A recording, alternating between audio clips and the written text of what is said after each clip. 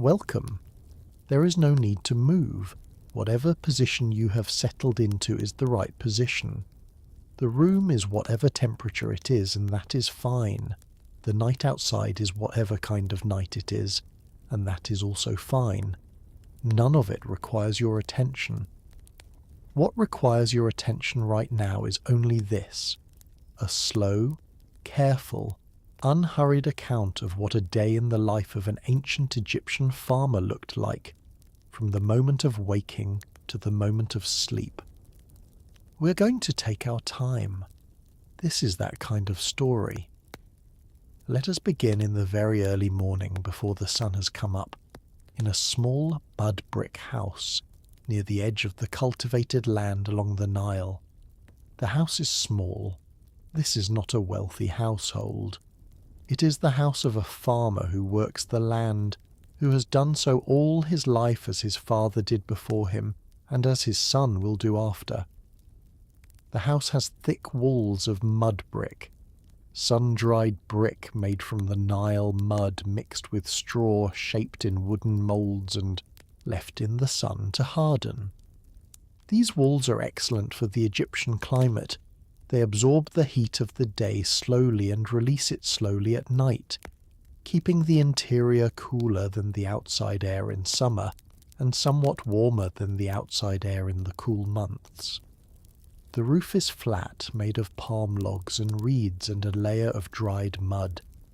In the warmest months the family sleeps on the roof, where the night breezes make sleep easier than inside. In the cooler months they sleep inside on simple reed mats spread on the packed earth floor, covered with linen cloth, for Egypt produced linen in abundance from the flax that grew in the delta, and even modest households had linen for sleeping. The inside of the house is dark. There are no windows as we would understand them, only small high openings that admitted some air and some light without admitting the direct heat of the sun.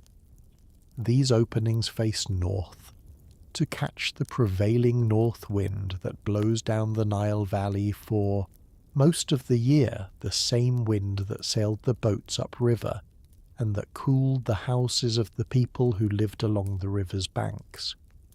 In this darkness, before the sun has risen, the farmer wakes, not from an alarm, not from any single sound, but from the general accumulation of the early morning, the roosters beginning their noise, the first sounds of the village stirring, the birds that gathered near the river and made their various calls as the dark began to thin, and perhaps simply from the body's own clock, which knows, after a lifetime of the same rhythm, when it is time to wake.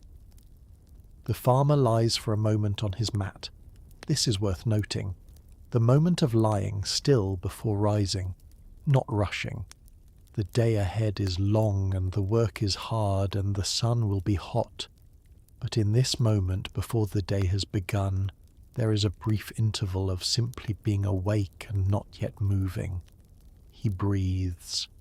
The air in the house in the early morning has the particular quality of the early morning, cooler than it will be later, with the smell of the mud walls and the reed mat and the particular smell of the sleeping household.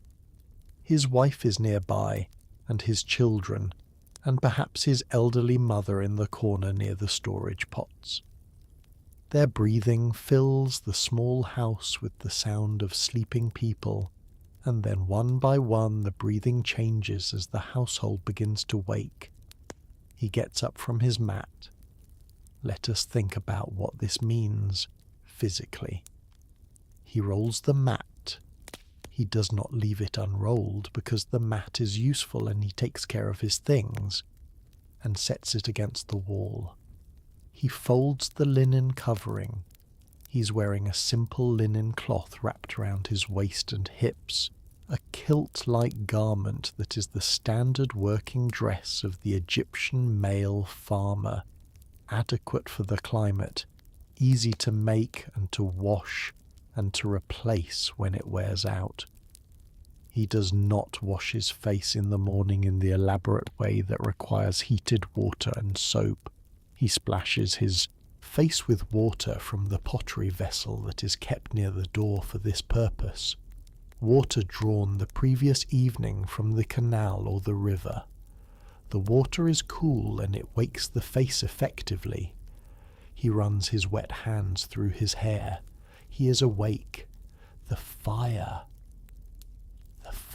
in an Egyptian household of this period was not a hearth fire in the northern European sense. The all-day fire that heated the house and provided a gathering point. The Egyptian climate did not require heating for most of the year. The fire was primarily a cooking fire, built in a designated area with a clay cooking support that held the pots above the flames. His wife has risen also. She tends the fire, adding fresh fuel, dried palm ribs, dried animal dung, whatever is available, and burns. The fire comes to life with the new fuel. Above it, a clay pot of water comes to heat for the morning's preparation. The morning food was simple, beer, and this requires explanation because Egyptian beer was different from what we might imagine. It was a thick, nutritious, somewhat sweet and fermented drink, made from partially baked bread dissolved in water and fermented. It was not highly alcoholic by modern standards. It was more like a liquid bread, calorie-dense and nourishing, the standard morning drink and indeed the drink of the day for most Egyptians. The beer was kept in sealed jars that had been prepared in advance. Alongside the beer, bread, flat, round, baked on hot stones or in clay moulds in a small clay oven. The bread of the ordinary Egyptian farmer was made from emmer wheat, ground on a saddle quern, a flat grinding stone with a hand stone that was pressed and rubbed back and forth across the grain. This work, the grinding of grain into flour, was daily work, usually done by women in the household, and it was hard work that left its mark on the bodies of those who did it. The grinding posture, repeated daily for years, caused characteristic changes in the bones and joints that archaeologists can identify in skeletal remains. The bread was dense, not airy or light. It had grit in it, stone fragments from the grinding process, and sand from the environment, and whatever else found its way into the grain and the flour. This grit was the reason Egyptian teeth wore down so remarkably quickly in the ancient record. The bread ground their teeth slowly through the years of eating it. But it was filling, and it was made each morning, and the smell of fresh bread in the early morning was the smell of breakfast in a way that was not fundamentally different from what it is now. The farmer ate his breakfast in the early morning light, sitting in the doorway of the house where the light was better than inside and where the morning air was still cool. His wife ate near the fire, the children ate quickly, the younger ones not fully awake, the older ones already thinking about the work of the day. Let us now think about what work waited. The life of the Egyptian farmer was organized entirely by the Nile, which flooded each year in a pattern so reliable that the Egyptians built their entire calendar around it. The year had 3 seasons: Akhet, the inundation, when the Nile flooded the land and made farming impossible; Pereh, the growing season, when the waters receded and the freshly deposited silt made the land extraordinarily fertile; and Shemu, the harvest season, when the crops were gathered before the next flood. The work of each season was different, and the specific day we are describing falls in Pereh, the growing season. The flood has receded. The land is covered with the dark, rich silt that the Nile has brought from the mountains of Ethiopia and Sudan and deposited on the fields of Egypt. This silt, Kemet, the black land, as opposed to the red desert, is the basis of Egyptian civilization. It is extraordinarily fertile, requiring no fertilizer beyond itself, renewed each year by the flood. In Pere, the work is the work of cultivation.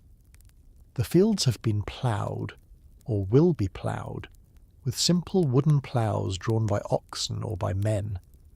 The seed has been broadcast on the prepared ground, and now the work is management, the irrigation, the weeding, the watching of the crop as it grows. The farmer walks to his fields. This walk is itself a specific daily experience. The fields are not far from the village.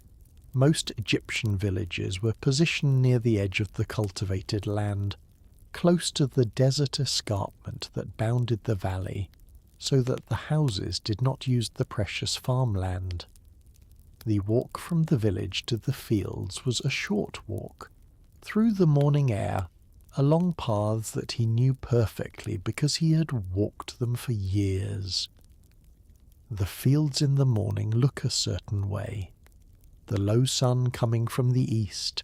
Egypt is a north-south country, the Nile running north to the sea, and the sun rises over the desert to the east and sets over the desert to the west, casts long shadows across the green of the growing emmer wheat. The crop is perhaps knee-high at this point in the season, a field of pale green stems with their characteristic stiff, bristly quality. He walks along the edge of his field looking at the crop, not analytically, not making formal notes, but in the practiced way of someone who has looked at crops all his life, whose eye automatically registers the health or lack of health of the plants, the presence of weeds that should be removed, the state of the soil, the adequacy of the water. The water management of the Egyptian farmer's life was the central challenge of his work, and it was not a simple challenge. The Nile flood deposited water on the fields and then receded, but the flood alone was not sufficient for a full growing season in all parts of the valley. Irrigation was necessary. The lifting and directing of water from the Nile and its canals to the fields that needed it. The primary irrigation tool of the ancient Egyptian farmer was the shaduf. This was a simple and ingenious device, a long pole balanced on a fulcrum, with a counterweight on one end and a leather or clay bucket on the other. The farmer pulled the bucket end down, dipping the bucket into the water of the canal, and the counterweight lifted the full bucket as he released it. He then swung the pole to direct the bucket over the field bank and poured the water into the irrigation channel that led to the field. The shaduf allowed one man to lift water significantly above the level of the water source, a metre or more, which was essential because the fields were not always at the level of the canal and water needed to be raised to reach them. The work of the shaduf was repetitive and physical. You pulled the bucket down, the counterweight lifted it, you swung it and poured, and then you pulled it down again. Each cycle lifted perhaps 20 litres of water. A field required many, many cycles of the shaduf. This work occupied a significant portion of the farmer's morning, his arms and his back doing the same movement over and over, the water rising from the canal and falling onto the field in a steady, productive rhythm. Let us stay with this for a moment. The shaduf in the morning, the water in the bucket, the counterweight, the swing, the pour, the return, again and again. The sound of the shaduf, the creak of the wooden pole on its pivot, the splash of the bucket in the canal, the pouring of water onto the earth, was one of the most characteristic sounds of the Egyptian valley in the growing season. It was a sound heard from many fields simultaneously, the collective sound of the cultivation that made Egypt what it was. The farmer worked the shaduf without thinking particularly about working the shaduf. His body had learned this motion years ago and performed it now with the automatic efficiency of practiced repetition. His mind was available for other things, for the consideration of the field state, for whatever thoughts occupied him in the morning, for the general quiet observation of his environment that was the background of his working life. Around him, other farmers were doing the same. The fields along the Nile belonged to different households, different temples, different officials, worked by the farmers who lived in the village and who owed labour and taxes in grain to the pharaoh's administration. The relationship between the individual farmer and the state was mediated by the scribe and the overseer, who measured the fields and estimated the harvest and determined what portion of the crop was owed in taxes. This system, the organisation of agricultural labour on a mass scale, directed by a central administration, recorded in writing, was one of the defining features of Egyptian civilization. The pyramids were built partly with the labour of farmers during the inundation season, when the flood made farming impossible, and the state organised the surplus labour into the great building projects. The farmer's life was not only the farm, it was embedded in the larger system of the state. But this morning in the field, the system is background. The foreground is the shaduf, the water, the field. The morning passes, the sun rises higher, the air warms, the shadows shorten. By mid-morning, the heat that defines Egypt, the dry, direct, relentless heat of the desert sun, is already significant. The farmer's back bent over the shaduf or crouching to check the soil at the base of the wheat plants is wet with sweat. The linen kilt is appropriate for this. It is minimal, it breathes, it does not trap heat.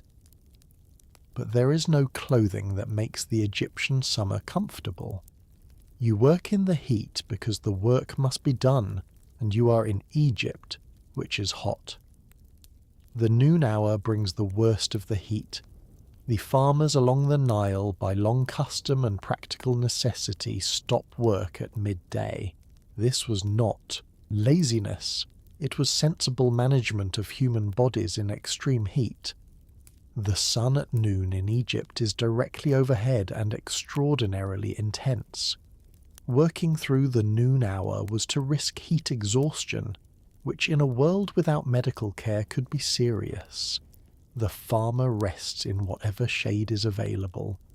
There are trees near the village, sycamore fig trees, date palms, acacia, and their shade is sought.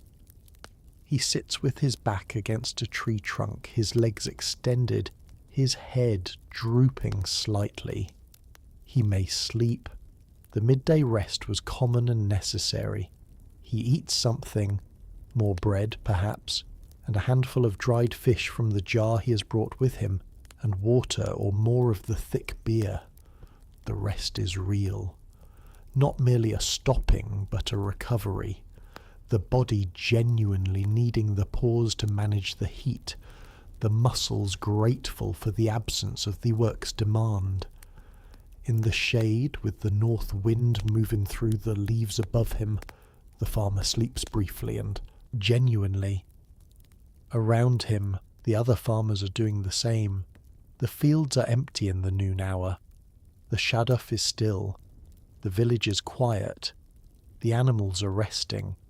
Even the river, which is always there and always moving, seems slower in the noon heat, its surface flat and bright. This midday quiet, the pause of an entire civilization in the face of the sun, is one of the most characteristic features of life in the hot climates of the ancient world. The siesta is not a cultural choice. It is a practical response to a physical reality. The sun is too hot. You rest. In the early afternoon, the heat begins to moderate very slightly, not comfortably cool but slightly less intense, and the work resumes. The afternoon work is different from the morning work. The morning is for the water-intensive tasks, the shaduf, the irrigation channel maintenance, the tasks that require moving water and that benefit from the relative coolness of the morning.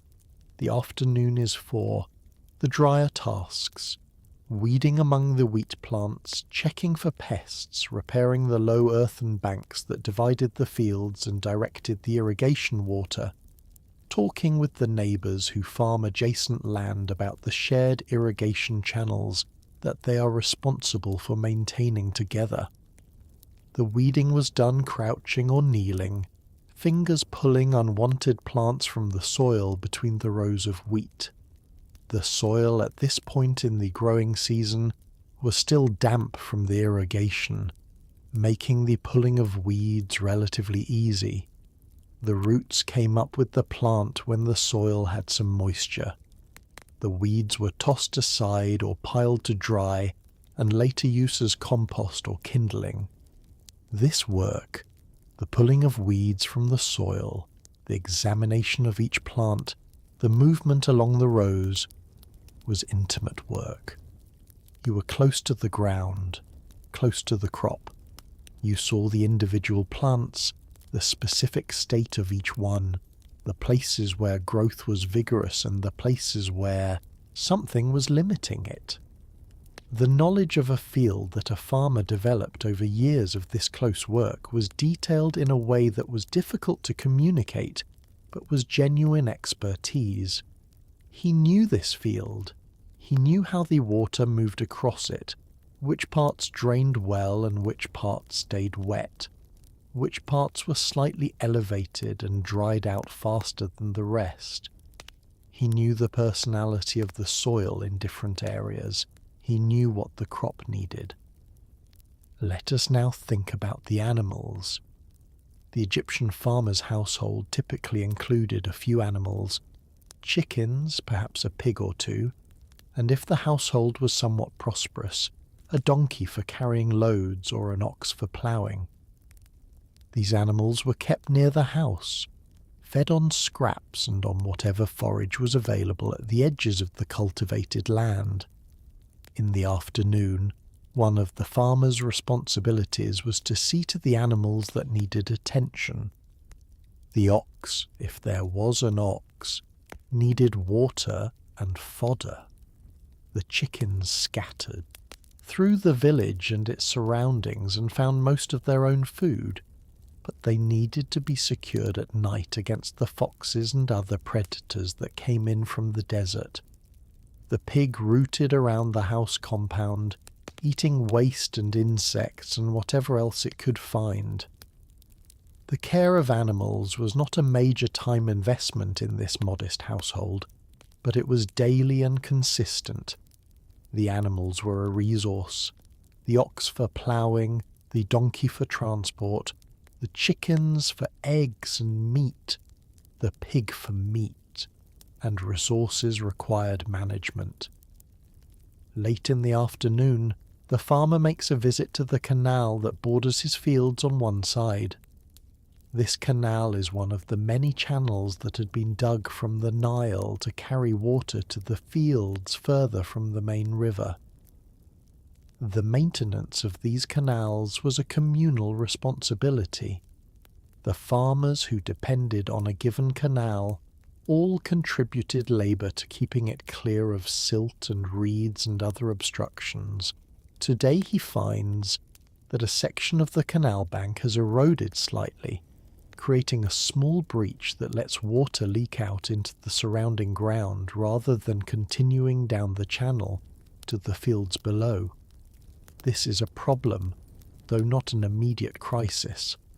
He works for an hour using a hoe, a simple tool of a wooden handle and a flat blade of wood or copper, to shore up the bank, packing damp soil against the breach and reinforcing the repaired section with cut reeds. The hoe is the fundamental tool of Egyptian agriculture. Not the plough, which was used for the initial breaking of the soil, but the hoe, which was used for every other task, for turning the soil, for building and repairing irrigation banks, for covering seeds, for all the cultivation work that followed the plough. The Egyptian hieroglyph for cultivation shows the hoe. It was that central to the work. The sun is now lower in the western sky. The heat is diminishing. The light is beginning to take on the golden quality of the late afternoon. The shadows of the date palms are long across the field. The farmer straightens his back. It has been a long day of bending, and looks at what he has accomplished. The field is watered. The weeds are pulled. The canal bank is repaired. The animals have been seen to. The day's work is done, or done enough. There will always be more to do. There is always more to do on a farm. But the essential tasks of this day are complete. He walks back to the village. This walk in the late afternoon is different from the walk in the early morning. In the morning he walked to work with the day ahead. Now he walks home with the day behind. His body is tired in the specific way of a day of physical work, not exhausted, because this is a body accustomed to this level of effort, but settled into the comfortable weight of used muscles. The village in the late afternoon is coming to life again after the midday quiet. Women are carrying water from the canal in clay pots, balanced on their heads or on yoke-like carriers on their shoulders. Children are playing in the spaces between the houses. Men returning from the fields are talking in small groups. The smell of cooking fires and food begins to fill the air. His house. His wife has been working through the day as well. The women's work of the household was as continuous and demanding as the men's work in the field. The grinding of grain, the baking of bread, the preparation of food, the weaving if the household produced its own linen cloth, the care of the children, the management of the household supplies and needs. She greets him. He sets down whatever he has brought back, tools, the container that held his midday food, perhaps something gathered from the field or found near the canal. He washes, more carefully than the quick splash of the morning. The day's sweat and soil call for a more thorough washing, done with water poured over him from a vessel, the water running over his skin, and carrying the day's accumulation with it. The water runs off onto the ground. He uses a piece of natron, a naturally occurring salt compound that the Egyptians used for cleaning, to help cut through the oil and dirt. He is clean. The evening meal. This is the main meal of the day, the larger and more varied meal that was not practical to prepare in the morning's brief time before work. The preparation has been happening through the afternoon, tended by his wife. Bread, as always. But tonight also, a stew of lentils cooked with onions and garlic, which were among the most important flavouring vegetables in the Egyptian diet. Perhaps some dried fish that has been soaked and cooked. Perhaps some leeks, if they are in season. Or some cucumbers from the kitchen garden that many households kept near the house. The food is served in clay bowls and eaten with the hands or with pieces of bread used as scoops. The meal is eaten sitting on the ground or on low stools in front of the house, where the evening air is cooling and the light is still adequate for eating by. The family eats together. The conversation is the conversation of people who have been apart through the day. A brief account of what was done, what was found, what needs to be done tomorrow. Let us think about what the farmer might talk about at the evening meal. The canal bank. He repaired a breach today. It needs watching. He'll check it again tomorrow.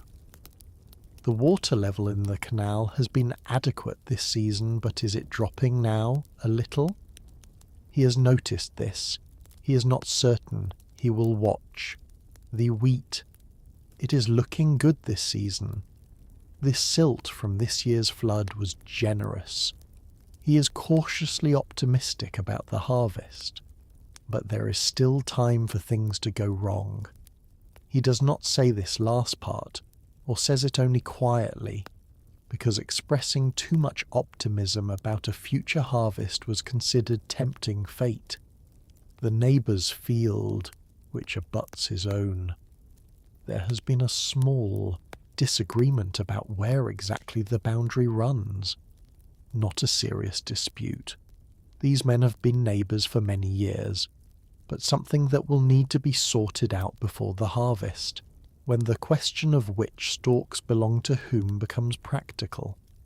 His son, who is perhaps 10 or 12 years old, has been helping in the fields this year.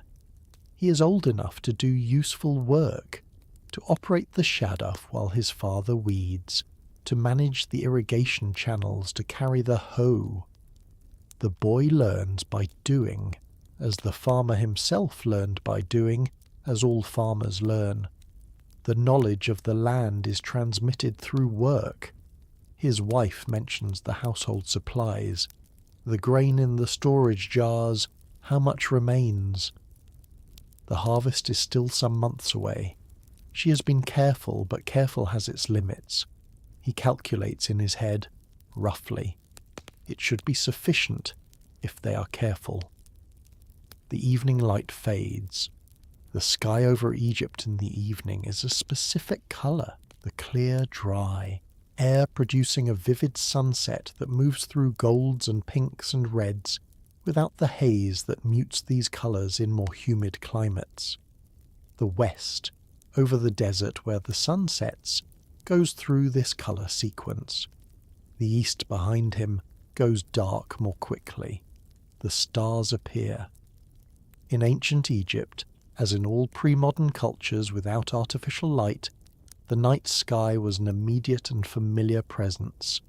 The stars were known, not necessarily in the formal astronomical sense, though Egypt had astronomers and astronomical traditions, but in the practical sense of the farmer who planted and harvested according to the stellar calendar, who knew that the rising of certain stars marked the beginning of the inundation, who looked up at the night sky and saw not abstract points of light but markers of time and season. The star Sirius, the brightest star in the sky, had particular significance in the Egyptian calendar, its heliacal rising, the day when Sirius first becomes visible above the eastern horizon just before dawn, after a period of invisibility, coincided with the beginning of the annual Nile flood. This coincidence gave Sirius a sacred status in Egyptian astronomy and religion.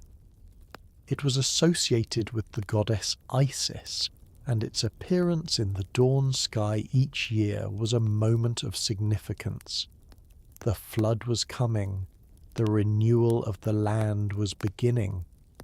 The farmer who looked at the evening sky was not necessarily thinking about Sirius or about astronomy.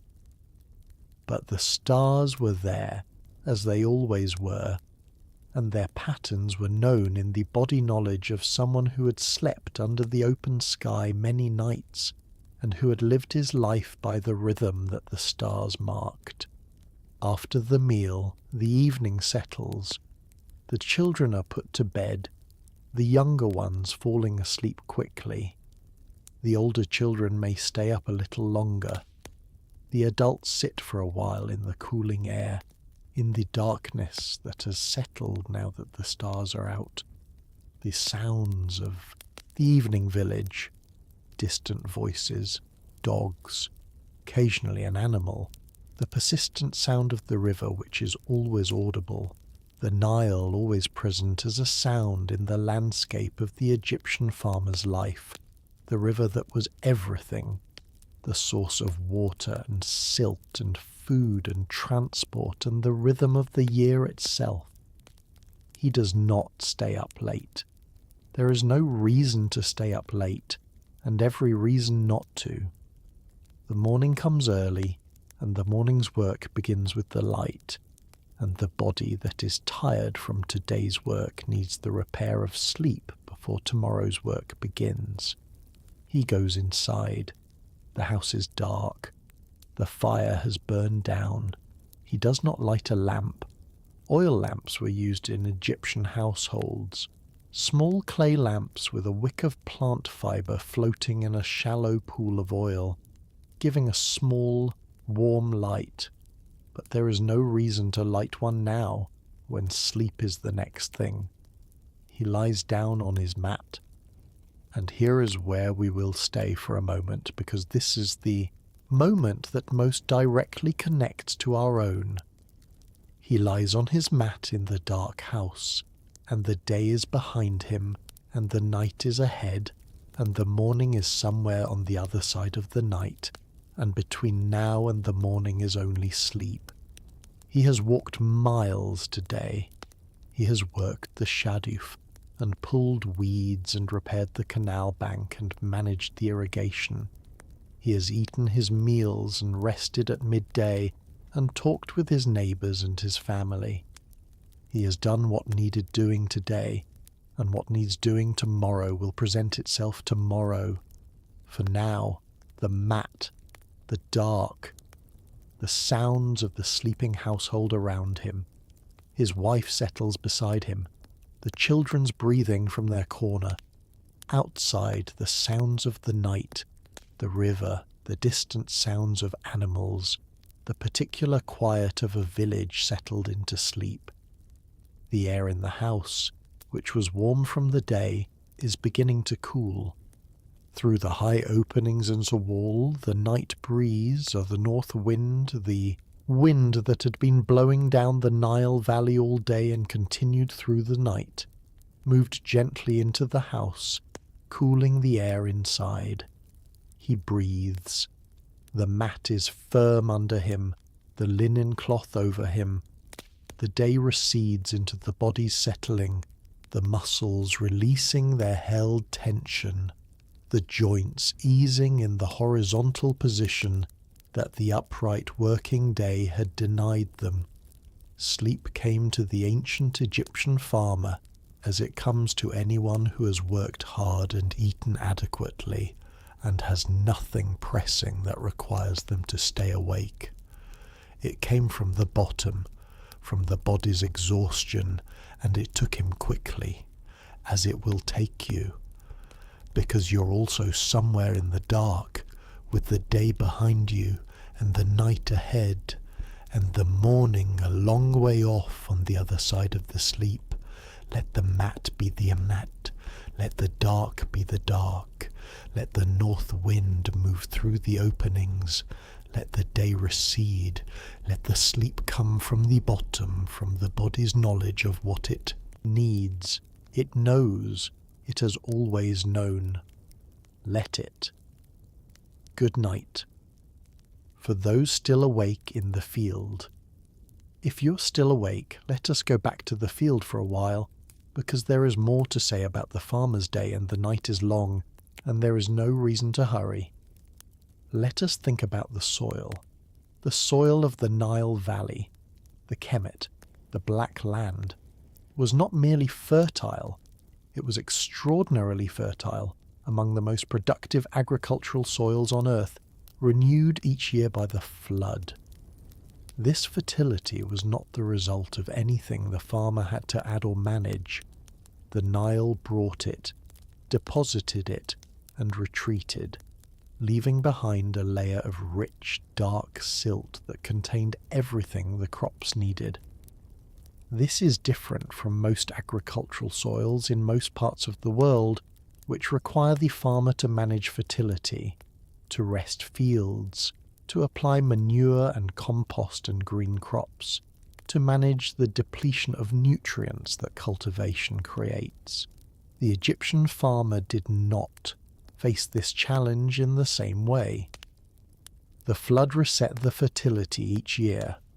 The land was given a fresh start.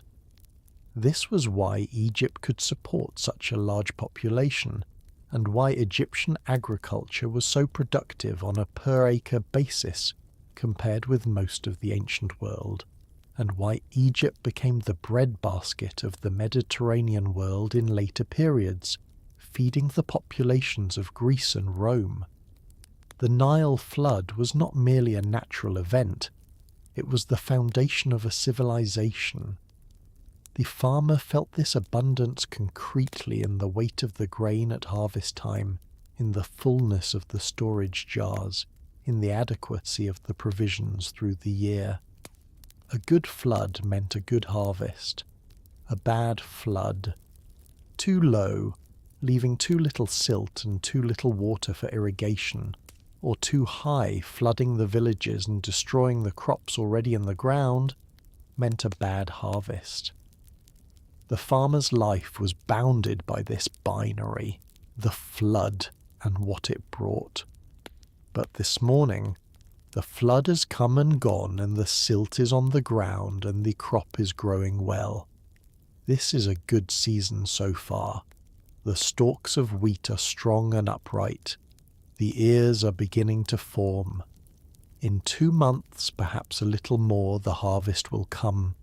The harvest was the culmination of the growing season and one of the major events of the Egyptian agricultural year. The whole community participated. Men cut the stalks with curved sickles, initially of flint, later of copper.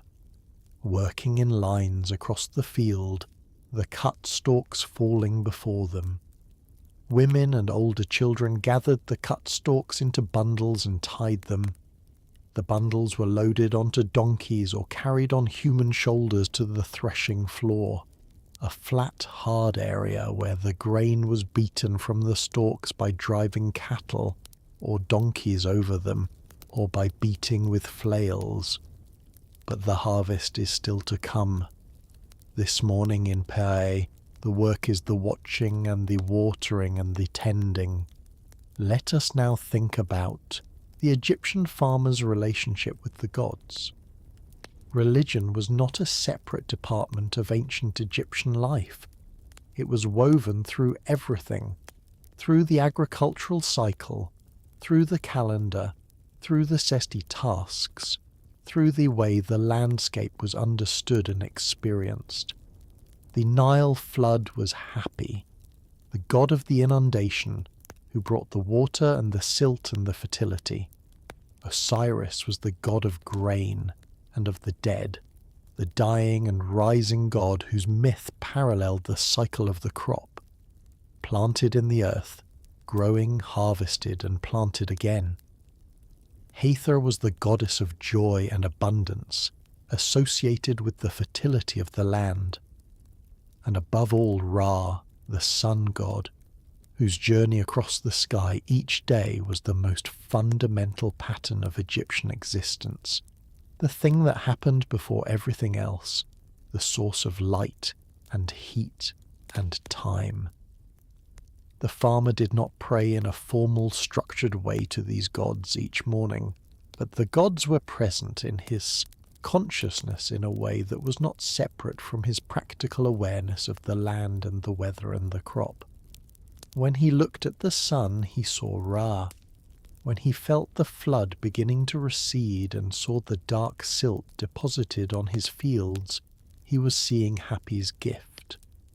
When he planted the grain, he was participating in the cycle that Osiris governed.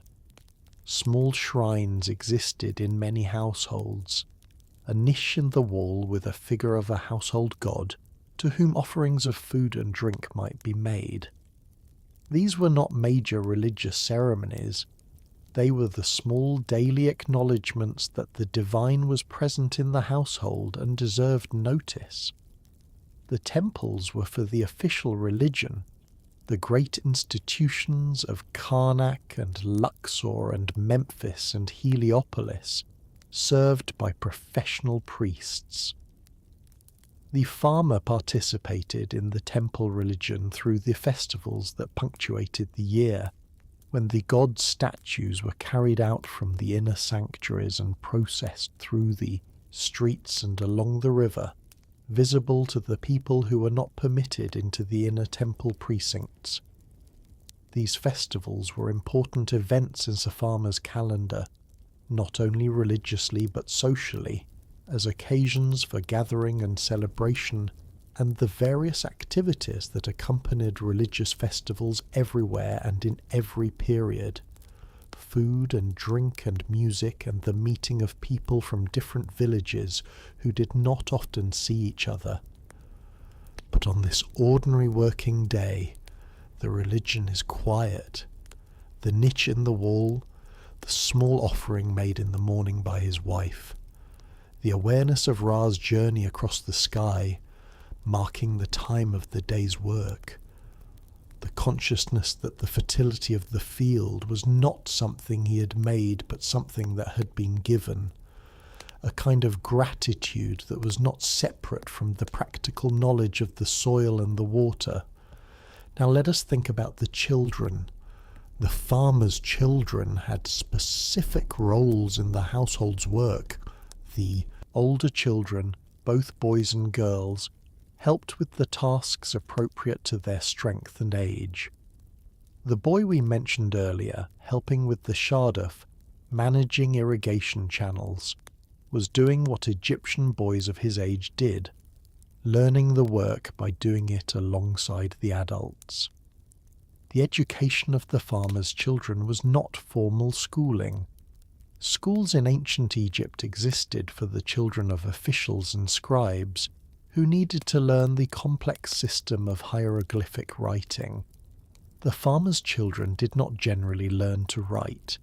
They learned farming and household management and the practical skills that their parents knew. This was not considered a deprivation. It was simply the way things were organized. The scribal class had its knowledge. The farming class had its knowledge. The knowledge of the farmer, the knowledge of soil and water and crop and season, was real knowledge, developed over generations and maintained through the transmission of practice. The farmer's son would know things about the specific field his father farmed that no scribe would ever know. He would know the places where the soil was heavier and held water longer. He would know the time of day when the wind picked up and helped evaporate the standing water in the low areas. He would know the signs in the sky and the river that indicated what the next day's weather would be. This knowledge was not written down. It was carried in the body and the mind and the hands. Let us now think about money and trade, because the farmer did not live in an isolated subsistence economy. Ancient Egypt did not use coinage. That invention would come from Anatolia and the Greek world much later. But exchange happened, and it happened through barter and through a system of weights and measures that allowed goods of different kinds to be compared in value. The farmer's surplus grain, the grain beyond what his family needed for the year and beyond what he owed in taxes, or could be, traded for other things. Copper tools, fish from the river fishermen, pottery from the potters' villages, linen cloth from the weavers, natron for cleaning. The small luxuries of ordinary life, blue glass beads, a faience amulet, a piece of coloured cloth. These exchanges happened at the local market, or through the mediation of travelling traders who moved along the Nile in boats, stopping at village after village to exchange goods. The river was the highway, and the boats that moved up and down it, sailing south against the current when the wind was favourable, rowing or drifting north with the current, were the arteries of commerce. The farmer was embedded in this commercial world, not isolated from it. He produced grain, He needed other things. The exchange happened at whatever level the season's production allowed. The taxes were paid in grain, a fixed portion of the harvest, measured by the scribes who came each year to assess the crop and the harvest. The payment of taxes was not optional and was not negotiated. It was the farmer's obligation to the state, in exchange for which the state provided, in theory if not always in practice, the organisation of the irrigation system, the canals and channels that made agriculture possible on a large scale, and the defence of the land from external enemies. Whether the farmer felt this exchange was fair was not a question that the ancient Egyptian state was particularly interested in. The taxes were owed, they were paid, and within that constraint the farmer managed his household and his field as best he could. Let us now return to the evening, to the settling of the day. The evening in the Egyptian village was a time of relative social activity. After the heat of the day and the individual isolation of field work, the evening brought people together. Men sat together in the cooling air outside their houses talking. Women did the same, though in their own groupings. The children of the village ran and played in the spaces between the houses until they were called in for sleep. The conversations of the evening were the conversations of people who shared the same conditions and the same concerns, the state of the crops, the level of the Nile, the behaviour of a neighbour's ox that had broken into a field, the marriage of a young woman from down the street, the death of an old man who had farmed here all his life. The rumour and rumours travelled along the Nile with the traders of some event far away in one of the great cities that might or might not affect the daily life of this small village. These conversations were not recorded. The scribes recorded the transactions of the temple and the palace, the great events of the reign, the philosophical and religious texts. The evening conversations of the farmers were not considered worthy of recording, and so they are lost. But they happened every evening, in every village along the Nile for thousands of years, the same concerns, the water, the crop, the family, the neighbour, the news from somewhere else. The texture of ordinary life, unremarkable and unremarked, filling the evenings from the beginning of Egyptian civilization to its end. And now these evenings are entirely gone, and what remains are the records of the scribes and the evidence of the archaeologists, the pottery shards, the storage jars, the bones of the cattle, the remains of the houses, from which the daily life of the farmer must be reconstructed by inference. We are inferring it now, building it up from what is known, making it real for this story, this night, this slow telling of an ordinary day in an ancient life, and the farmer lies down on his mat, and the village settles, and the Nile moves in the dark as it always moved north to the sea, carrying its load of silt from far upstream, the water brown and opaque in the dark. And the stars overhead are the stars of Egypt, the same stars that the first farmers in the Nile Valley saw when they lay down to sleep in their reed houses 5,000 years ago. The same stars, the same sky, the same night, and in the morning the sun will come up over the eastern desert, and the farmer will wake, and the day will begin again, the same day, the same tasks, the same land, the same river, as it did for 3,000 years, which is what we mean when we say that Egypt was eternal. Not that it never changed, it changed slowly over centuries, but that its fundamental character, the rhythm of the flood and the planting and the harvest, was so stable, so reliably repeated, that the word eternal was not entirely wrong. The farmer lay down in the eternal rhythm, as you lie down in your own rhythm, the day behind, the night ahead, the morning a long way off, the sleep close, very close, right here. Good night. The Nile. At night. Let us think about the Nile at night, because the river was always there, and the farmer's life was always alongside it. The Nile at night was a dark presence, moving, not silent. The river made sounds, the water moving around the reeds at the bank, the occasional splash of a fish, the call of a water bird, but quiet in comparison with its daytime presence, when the boats moved on it and the people drew water from it and the children played at its edge.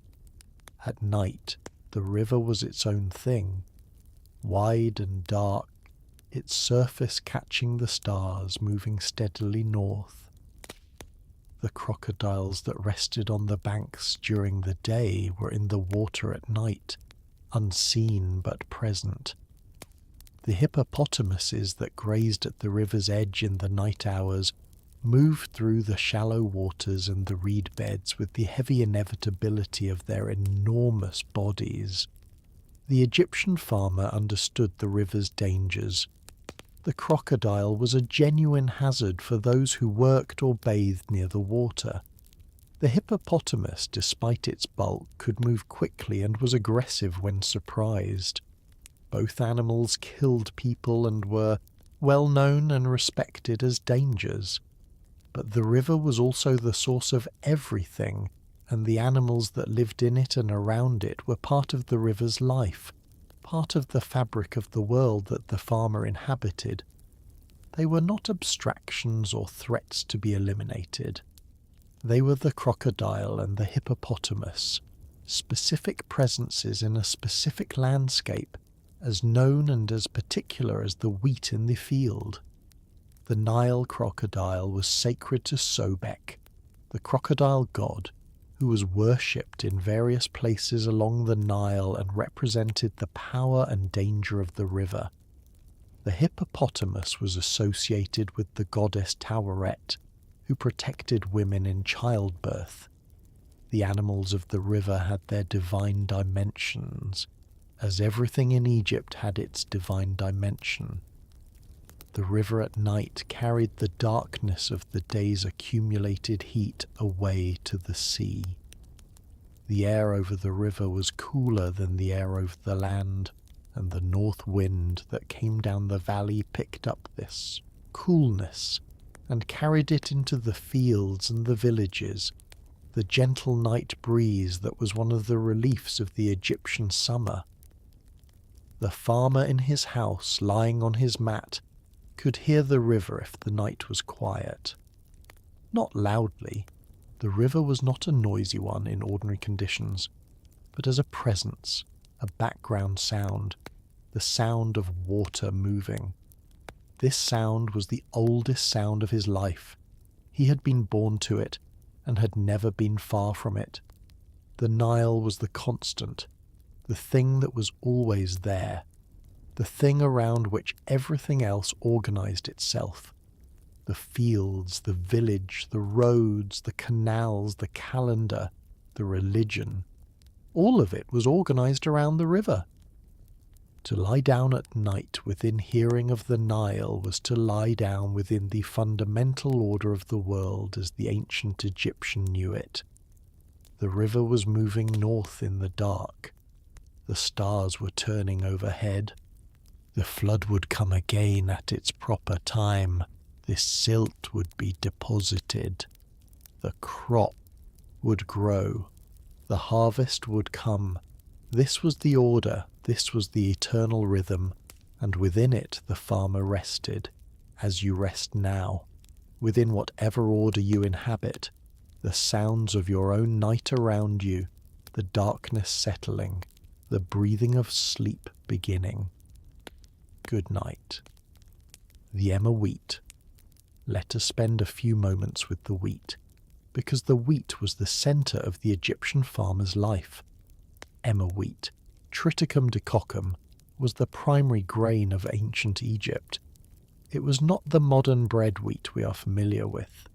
It was a more primitive species with a tougher husk that adhered closely to the grain and made threshing more difficult. But it grew well in the Egyptian climate and soil, and it had been cultivated in the Nile Valley for thousands of years.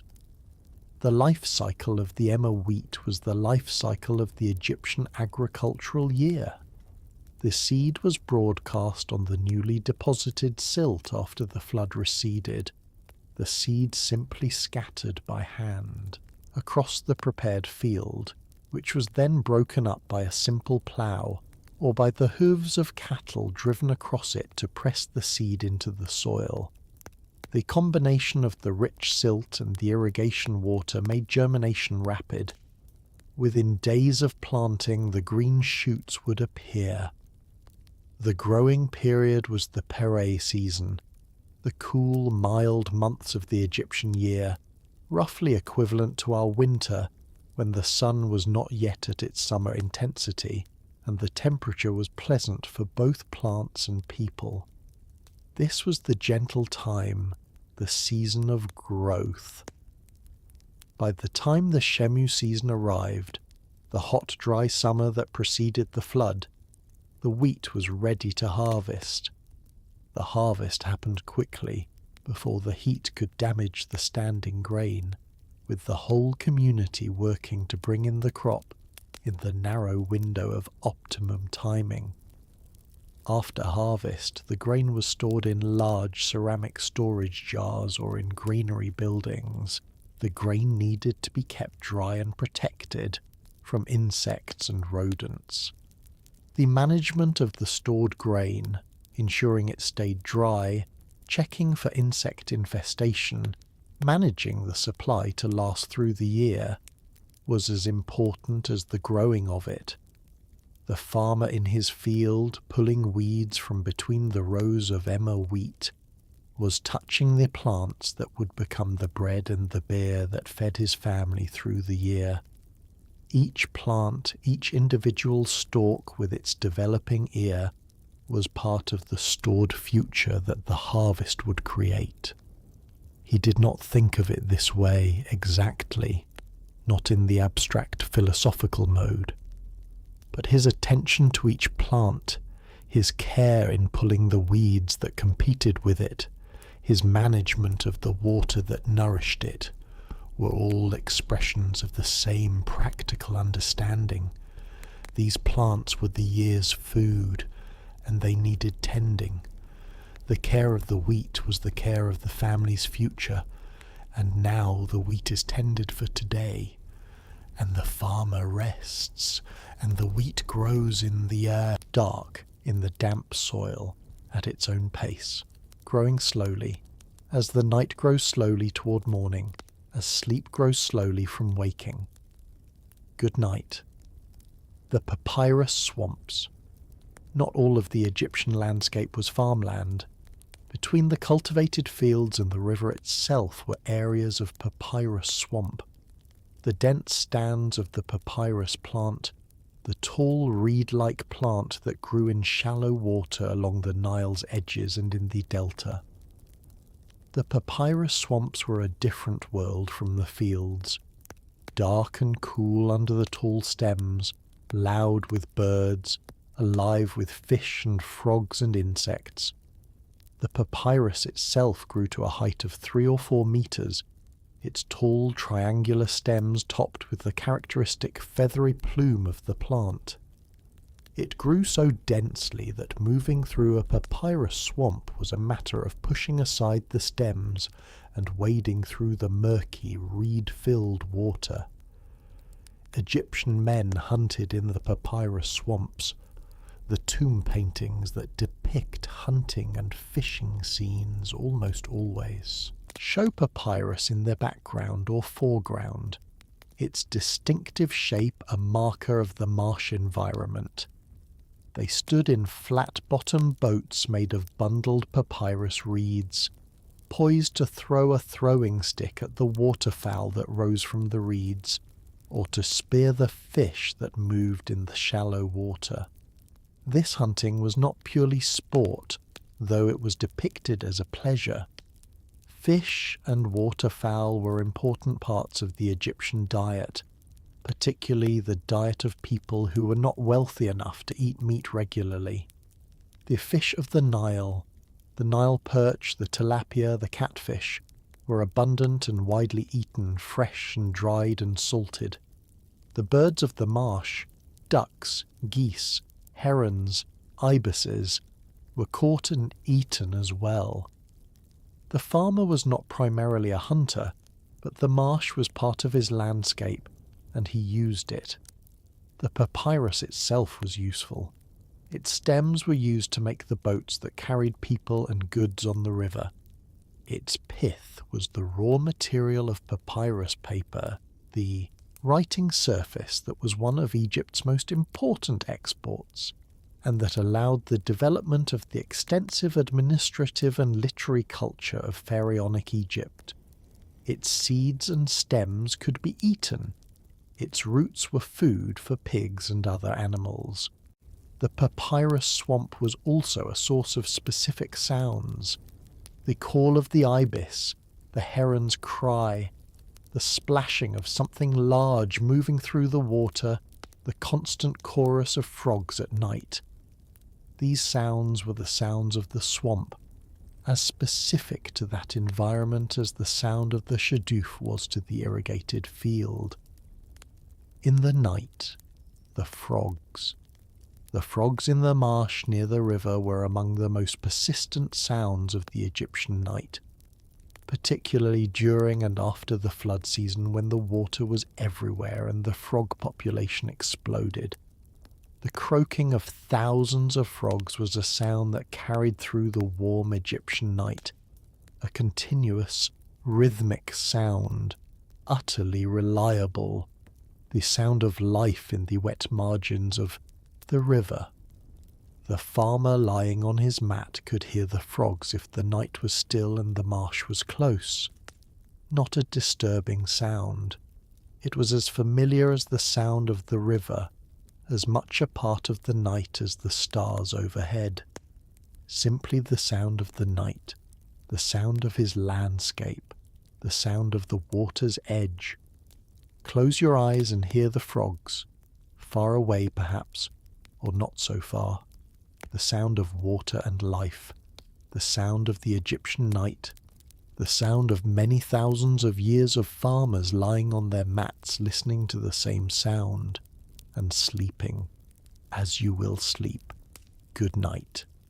The measurement of the fields. Once a year, after the flood had deposited its silt and the water had receded, the scribes came.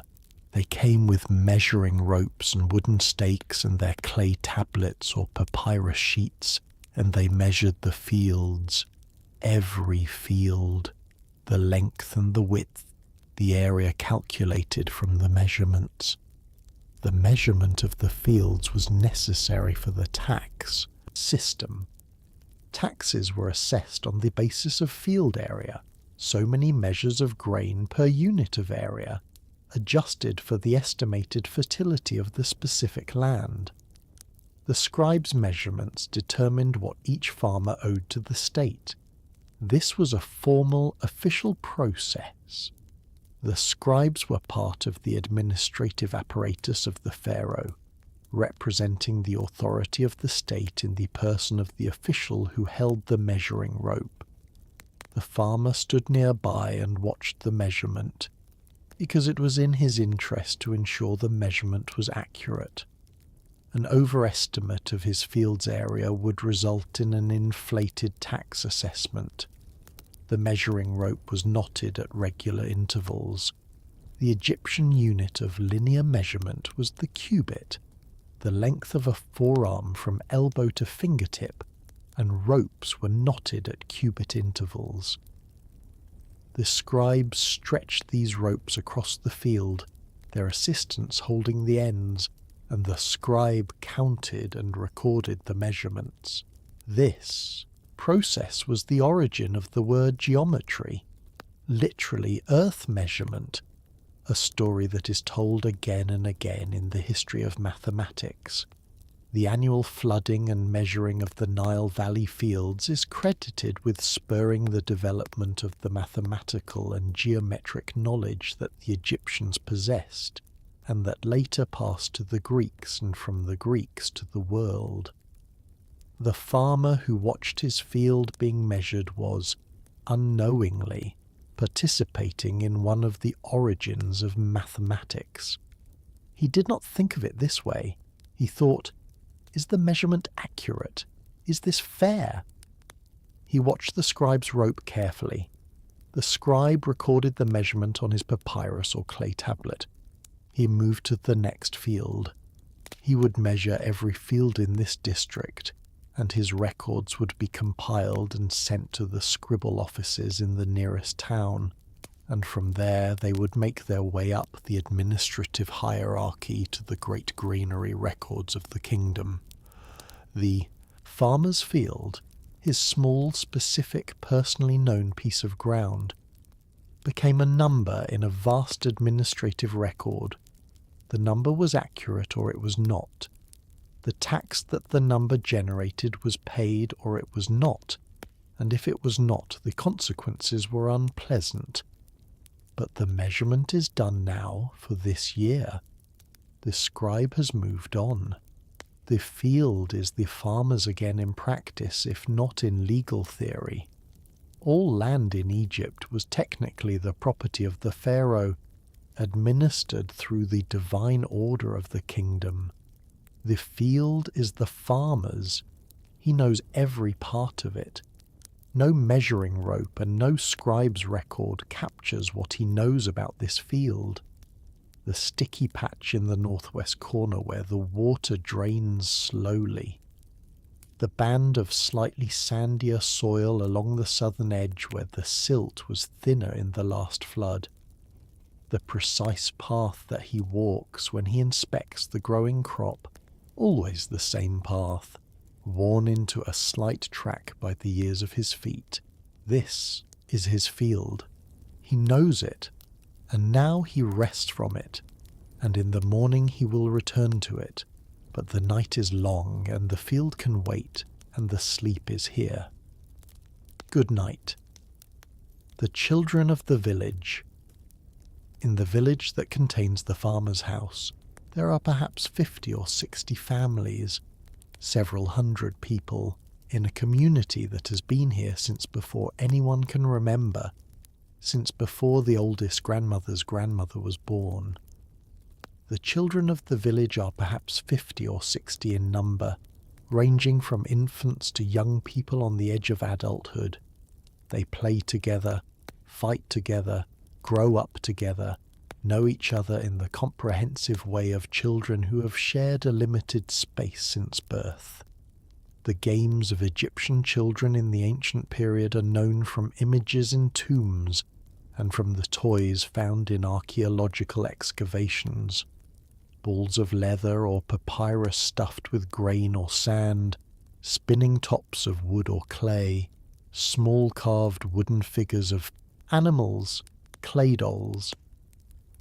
The games depicted in images show children doing things recognizable to anyone who has watched children at play. Tumbling and acrobatics, tugs of war, piggyback rides, the kind of athletic competitive games that groups of children anywhere spontaneously organize. The river was the largest playground. The children who grew up near the Nile were swimmers and fishers from an early age, their relationship with the water casual and intimate in the way of children who have always lived near water. The dangers, the crocodiles, the unexpected currents, the unpredictable depth, were real, but were managed through the accumulated knowledge of the community, through the rules that parents imposed and that children mostly followed. The village children spent a great deal of time in each other's company because the village was their world, and their world was small and known. The adults of the village had been children together in the same small world. The grandparents, of the current adults had been children in the same village. The village was not just a place, it was a network of relationships going back generations, everyone connected to everyone else through blood or marriage, or the simple fact of long proximity. The farmer's children will grow up in this web. They will marry into it. In Egyptian villages, marriages often happened within the community or between neighbouring communities, the network of relationships extending to the neighbouring villages along the same stretch of the Nile. They will farm the same land or land very close to it. They will lie down to sleep in houses like this house, and their children will do the same. The continuity of the Egyptian village life was extraordinary by any standard. 3,000 years of civilization, much of it organized in these small agricultural communities along the Nile, doing the same work in roughly the same way, generation after generation, the children becoming the adults, becoming the grandparents who told the children about their own grandparents who had farmed the same land. This is not a trap or a limitation exactly. It is simply one form of human life, a form that has its own richness, its own depth, its own accumulated wisdom of place and people and practice. The children of the village are asleep now. The evening play is over. They are on their mats. They're breathing the quick, deep breathing of children who have used their bodies fully through the day. They will not lie awake worried about tomorrow. Their sleep is the complete sleep of childhood, as your sleep can be complete, not because tomorrow has no concerns, but because tomorrow is not tonight. Tonight is tonight, and tonight is for sleep. The village is sleeping, the children are sleeping, the Nile is moving, and the stars are turning overhead, and sleep is here. Good night. The bread. 1. More thing about the bread, because the bread deserves a final word. The bread of the Egyptian farmer was baked fresh most days. The process of baking it was the first task of the morning, and sometimes continued through the day as more was needed. The smell of the bread baking, the yeasty, wheaten smell of dough becoming bread in the heat, was the smell of the morning in every Egyptian village. The bread was round and flat, not the tall risen loaves of modern baking, because the leavening was a simple sourdough starter, rather than the highly active commercial yeasts we use now. It rose a little, giving a slight chewiness to the crumb, but it was dense by our standards. It was made from emmer wheat, which has a different gluten structure from modern bread wheat, and produces a darker, denser bread with a more pronounced flavour. The bread was the foundation. Everything else, the lentil stew, the fish, the vegetables, the beer, was built on the bread. You tore a piece of bread and used it to scoop the stew. You tore a piece of bread and ate it with a pinch of salt. You tore a piece of bread and ate it with nothing, because bread alone was filling and adequate. There is something very simple and very ancient about this. Bread as the fundamental food, the baseline from which everything else is a supplement. This simplicity persisted in the Egyptian diet for 3,000 years and continues in some form in many parts of the world today. The farmer who grew the wheat that was ground into the flour that was made into the bread that fed his family was connected to every part of the process. He was the beginning of it. His labour in the field, his management of the water, his careful weeding of the crop, all of it led here to the bread that sat in the clay bowl on the earthen floor of his house. Not a grand thing, not a dramatic thing, simply the bread, simply the bread that was there every morning when he woke and at every meal through the day. The bread that fed him, the bread that feed his children, the bread that was the reason for the field and the shaduf and the irrigation and the tax and the scribe and the measuring rope and all the rest of the elaborate structure of Egyptian civilization. The bread, simple as that. And now the bread is eaten and the day is done and the house is quiet and the farmer sleeps and the wheat in the field grows quietly in the dark and the Nile moves north and the stars turn, and the night continues at the pace of nights, which is slow and sufficient and exactly as long as it needs to be, as this night is exactly as long as it needs to be, long enough for sleep, long enough for rest, long enough for the body to do what the body does in the dark, which is repair and restore and prepare for the morning. The morning will come, but not yet. The night is here, the bread is eaten, the mat is spread, and sleep is here. Good night. The cattle. The cattle of the Egyptian farmer were not numerous. Perhaps one ox, if the household was fortunate enough to own one. Perhaps shared cattle with a neighbour, both families contributing to the keeping of an animal that neither could fully afford alone. The ox was the most valuable single thing a farming household could possess. It was the engine of the plough, the thing that made it possible to prepare the fields in the brief window between the flood's recession and the planting season.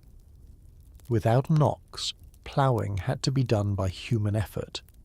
Men pulling the plough, which was possible, but exhausting and slow.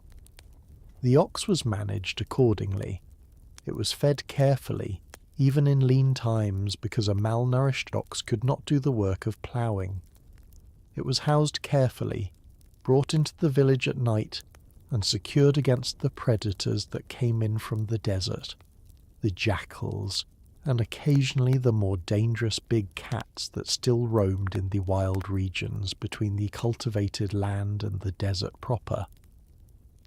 The care of the ox fell to different members of the household at different times. The younger children were sometimes assigned the task of watching the ox when it grazed, to ensure it did not wander too far or eat the standing crops of a neighbouring field. The older children and the adults managed the feeding and the watering and the housing. The ox's labour was seasonal. In the ploughing season it worked hard for a concentrated period. For the rest of the year it was a large animal that required feeding and shelter, and produced no direct work. This was the economics of owning an ox, a large investment of feed and care, repaid in a short, intense season of essential labour. There were also the cattle of the wealthy, the great herds that belonged to the temples and to the noble families and to the palace. These herds grazed on the margins of the cultivated land and in the delta, moving with the seasons and the availability of grazing. The herdsmen who watched these large herds lived a different kind of life from the cultivating farmers, a more mobile life, more connected to the pastoral traditions of the desert edges. The farmer who kept his single ox was not a herdsman. He was a man with a tool, the most important tool of his trade, as essential to his work as the shaduf or the hoe, but larger and more demanding and more precious. At night, the ox stands in its pen near the house. It breathes with the slow, deep breathing of a large ruminant, its sides expanding and contracting with each breath. Occasionally it shifts its feet, a sound of hooves on packed earth. It chews the cud in the drowsy, persistent way of cattle, jaw working steadily, eyes half open.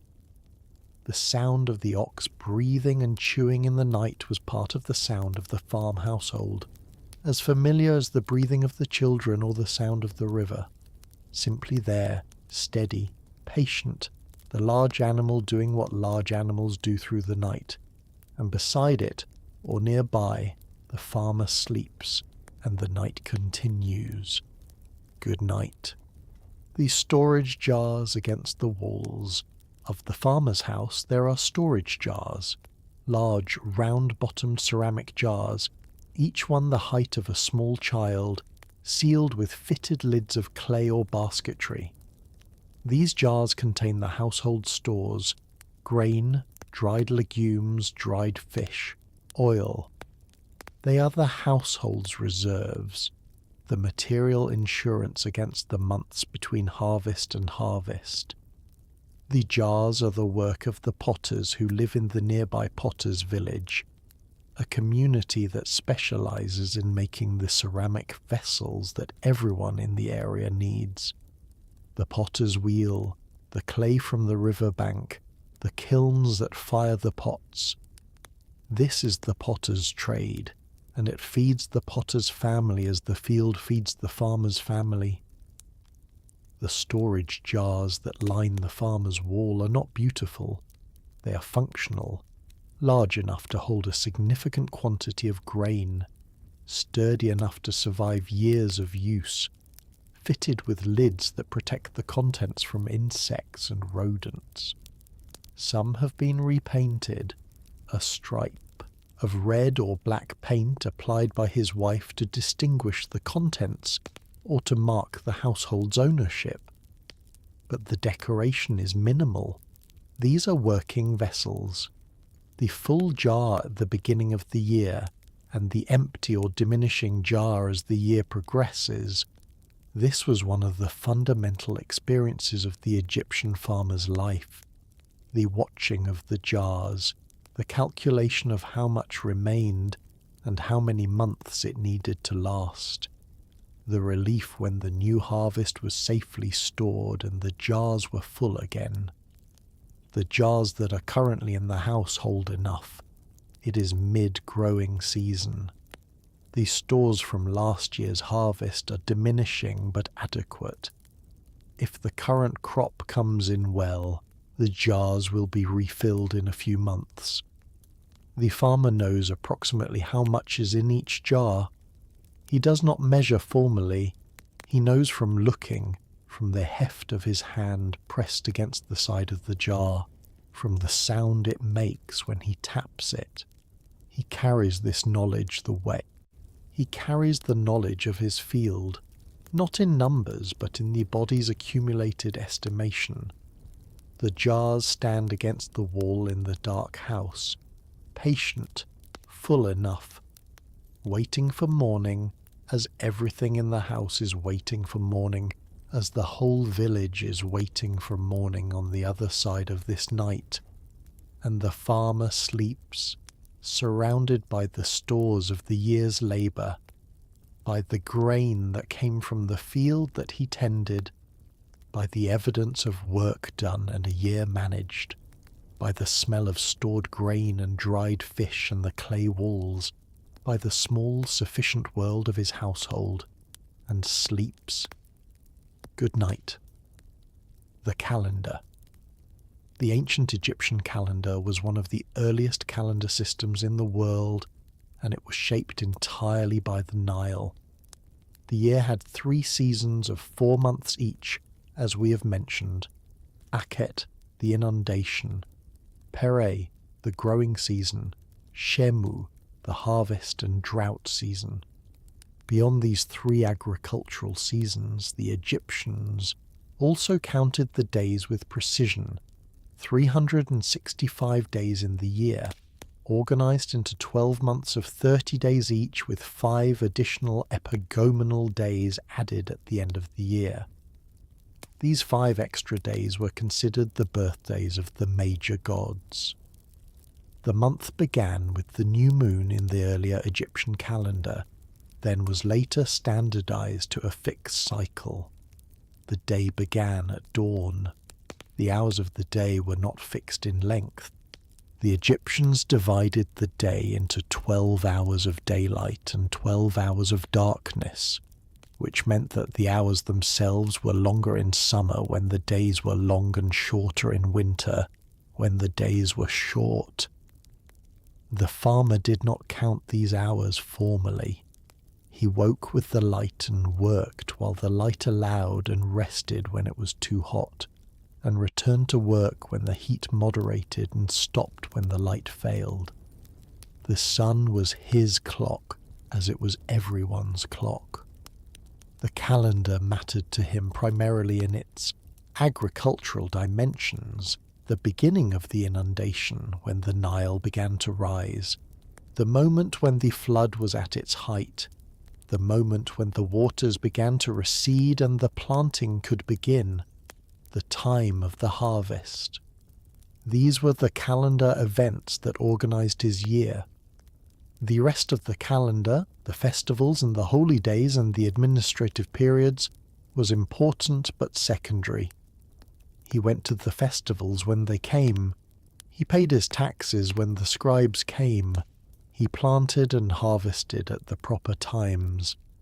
The calendar ran beneath everything, organizing the year into its proper sequence, ensuring that the planting happened when the soil was ready and the harvest happened before the next flood, keeping the whole agricultural system of Egypt running in the rhythm that had sustained it for 3,000 years.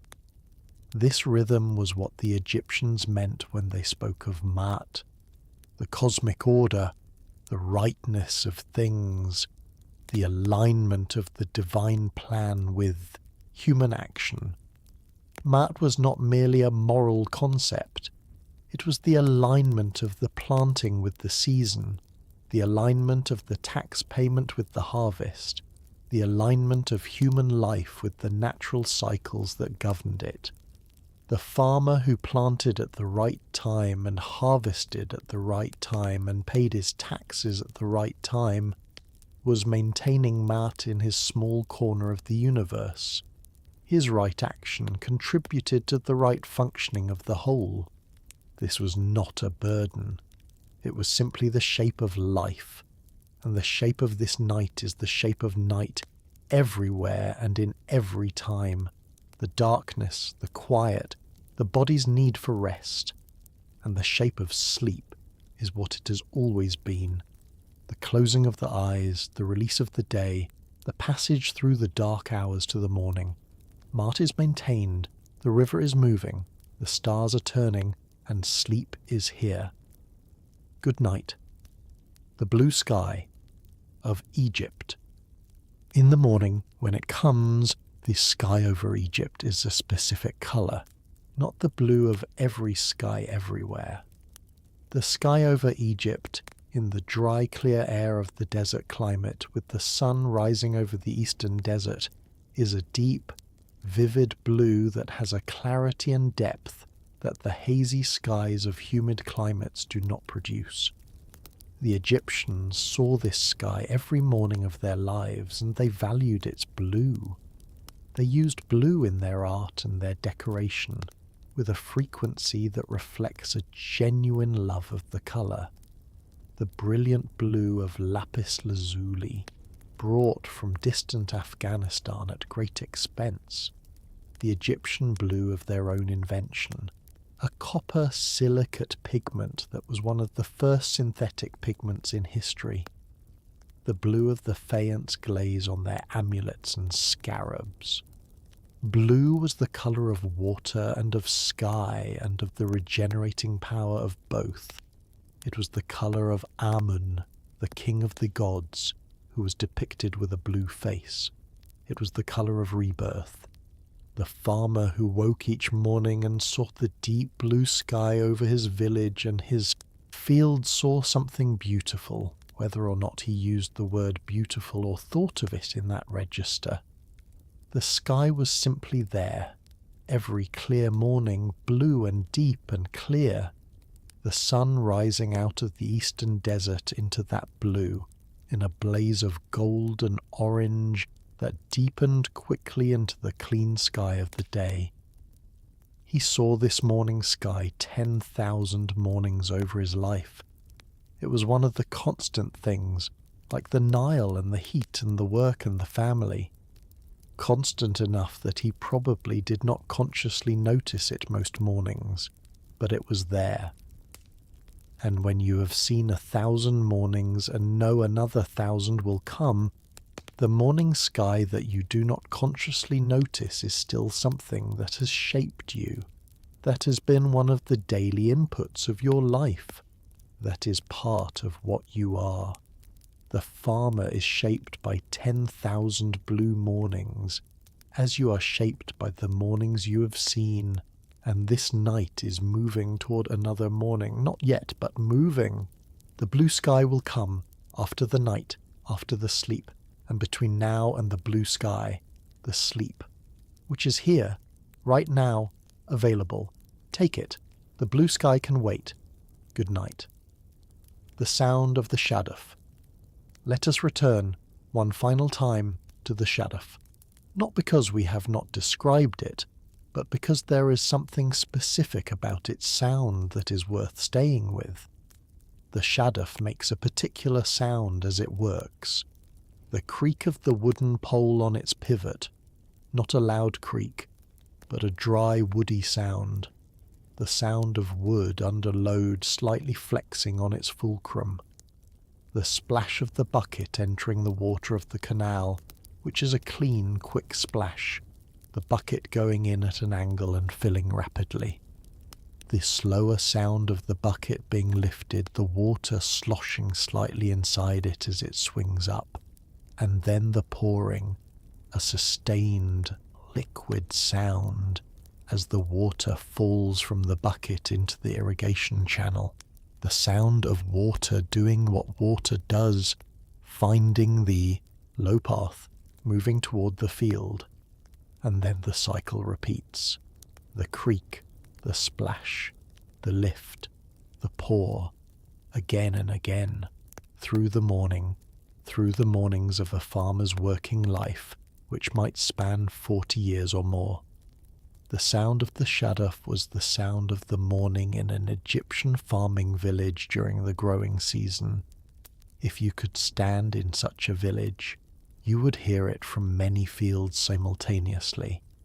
The overlapping, irregular rhythms of multiple shadufs working at slightly different paces, creating a complex, soft percussion of creak and splash and pour. This sound is no longer heard anywhere in the world as a dominant sound of the morning. The shaduf still exists in some parts of rural Egypt and other agricultural communities, but it is rare, replaced by diesel pumps and electric pumps and modern irrigation systems. The sound is historical, available only in the imagination, or in the very specific places where the old tool is still used, but it is available in the imagination. Creak, splash, the lift, the pour, again, the water rising from the canal, the field receiving it, the crop growing slowly in the dark soil. This sound, repeated through the morning, repeated through the years, repeated across the centuries of Egyptian agriculture. It is the sound of the civilization that built the pyramids and decorated the tombs and developed the calendar and invented papyrus and gave the world geometry. It is an unglamorous sound. It is the sound of work, of daily, ordinary, necessary work, of the shaduf and the farmer and the field and the water. And now the work is done. The shaduf is still, the field is watered, the farmer is on his mat, and the only sound now is the sound of the night, which is quiet, which is the Nile and the frogs and the breathing of the household, which is the sound of Egypt settling into sleep as you're settling into sleep right now in the quiet after the work of your own day. The shaduf is still. Good night. All the farmers along the Nile are sleeping tonight. The farmer to the north in the next village, whose field is slightly higher than our farmer's and whose irrigation problem is a little different. He is sleeping. the farmer to the south, who grows onions as well as wheat, and who is known in the local market for the quality of his onions. He is sleeping. The farmer's cousin, who married into a family 3 villages away, and who farms a different section of the valley. He is sleeping. The farmer's neighbour, with whom he has the small unresolved boundary dispute. He is sleeping too. The old farmer, the one who is perhaps the oldest person in the village, who has seen more floods than anyone else, and who is consulted when there are questions about whether this flood was higher or lower than usual. He is sleeping. The young farmer, the one who just inherited his father's land and who is still learning the field's personality, still building the knowledge that takes years to develop. He is sleeping, all of them, along the long narrow ribbon of cultivated land that runs from the first cataract to the delta. All the thousands of farmers who work the black silt of the Nile Valley, all of them are sleeping tonight, in their small mud brick houses, on their reed mats, under their linen cloths, in the dark. And the Nile moves past all of them, north to the sea, in the dark, carrying its message from the mountains to the Mediterranean, and the stars turn above all of them, and the frogs call in the marshes near all of them, and they sleep, as people have slept in this valley for 10,000 years, in the dark, after the work, before the morning, and you are sleeping too, or becoming so, in your place, in your night, after your work, before your morning, connected by the simple fact of this need for sleep to every farmer who has ever lain down in the dark and let the night do what the night does, which is hold you, which is carry you toward morning, which is give you the rest that the body needs and that the day took. Sleep now. All the farmers are sleeping, and so are you. Good night. The wife's work. We have been following the farmer through his day, and it is time to acknowledge that the work of the household was shared, and that the work his wife did was as continuous and as essential as his work in the field. She woke when he woke, or perhaps slightly before. The fire was her responsibility in the morning. The bread was her responsibility. The beer, which was prepared in advance over the course of several days' process, was her management. The feeding of the children, the organisation of the household stores, the maintenance of the house itself, sweeping the earth floor, smoothing the walls where they had crumbled, keeping things in their places. The grinding of grain was daily work. The saddle quern. The flat stone with its rubbing. Stone was perhaps the most labour-intensive device in the Egyptian household. A woman who ground grain for a large family might spend several hours each day at this task, kneeling behind the quern with the rubbing stone pressed against the grain, pushing it forward and pulling it back, the grain reducing to coarser and finer grades of flour as the process continued. This work, as we noted, left its mark on the skeleton. The bones of Egyptian women who ground grain show characteristic changes at the knees and toes and in the spine that reflect the grinding posture maintained for hours each day over years. Archaeologists can identify women who ground grain from the archaeological record, the work having inscribed itself permanently in the body. The weaving, if the household did its own weaving, and many did, was another substantial time investment. Linen cloth from flax was the primary textile, and producing it required processing the flax stalks, spinning the fibre into thread, and weaving the thread into cloth on a loom. The loom in this period was a simple horizontal loom staked to the ground. the weaver sitting before it and passing the weft thread through the warp with a stick shuttle. The cloth produced was simple in pattern, but serviceable and durable.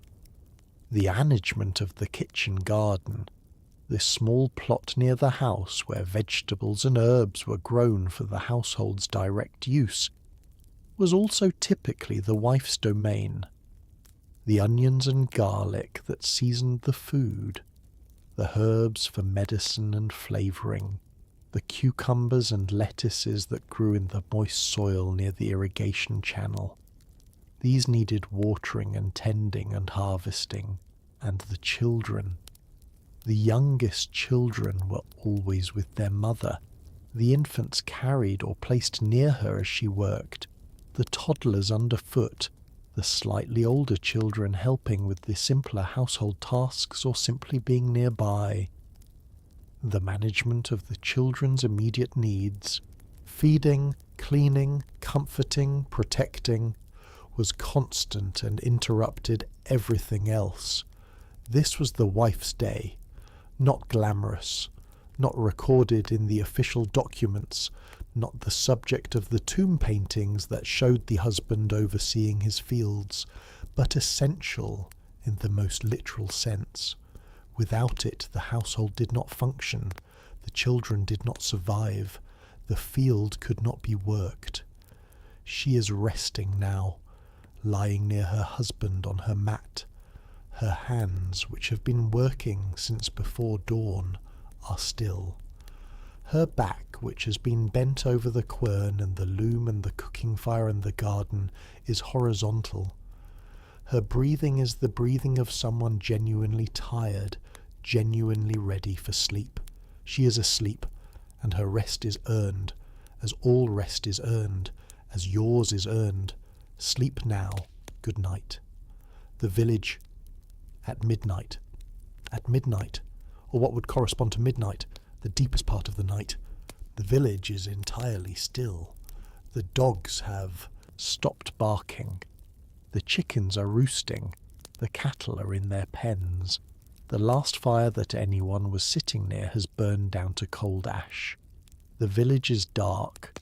There are no street lamps, no lights in windows, nothing that would indicate to a distant observer that humans lived here. From the desert escarpment above the valley, looking down at the narrow band of the cultivated land, you would see nothing. Only the stars overhead and the dark band of the Nile catching them faintly.